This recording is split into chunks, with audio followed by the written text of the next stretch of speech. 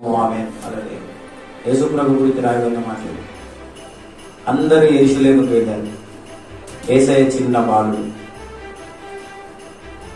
అందరూ అక్కడికి వెళ్ళి ఆ మందిరంలో దేవుడిని ఆరాధించి తిరిగి ప్రయాణమై ఇంటికి వస్తున్నప్పుడు దాదాపుగా ఉదయం నుంచి సాయంత్రం దాకా ప్రయాణం చేసిన తర్వాత, ఒక దిన ప్రయాణం చేసిన తర్వాత, అప్పటిదాకా మరి మరియమ్మ తల్లి యోసేపు అసలు యేసయ్యను మర్చిపోయారు.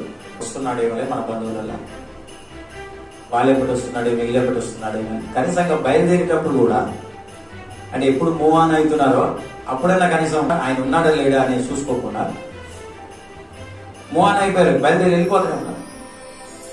ఒక దిన ప్రయాణం వెళ్ళిన తర్వాత వెతికితే ప్రభు యేసయ్య ఎక్కడ అవ్వబడట్లేదు, ఆయన బాలుడిగా ఉన్నాం.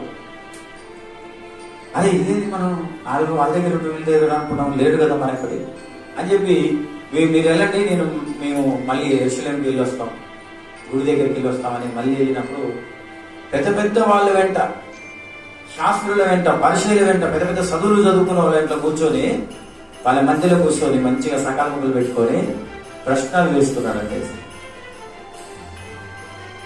నేనే దావీదుకు వేరును చిగురును అని రాయబడింది కదా, ఆ వేరు అంటే ఏంటి, చిగురు అంటే ఏంటి అని అడుగుతున్నాడు. వాళ్ళు ఏం చెప్పలేదు, దాన్ని విడమర్చి చెప్పరు. వాళ్ళు ఎంత క్లిష్టమైన ప్రశ్న వేసినా దాన్ని సులక సూత్రంగా, సులువుగా దానికి సమాధానం చెప్పాడు. వాళ్ళు నోరు మీద తెలుస్తుంది, ఎక్కడో ఈ అమ్మాయి.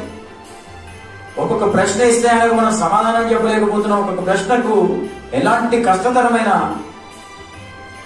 దానికైనా కూడా ఈజీగా సమాధానం చెప్తున్నాడే అని మనం ఆశ్చర్యపోతున్న సమయంలో యోసేపు మరియమ్మ అక్కడికి వచ్చాడు.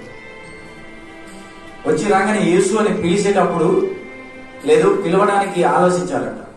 ఆ ప్రశ్న సమాధానం చెప్తుంటే, ప్రశ్నలు వేస్తుంటే ఆశ్చర్యపోయి చూస్తున్నారట. ఆ తర్వాత ఆయన తీసుకొని వచ్చారు.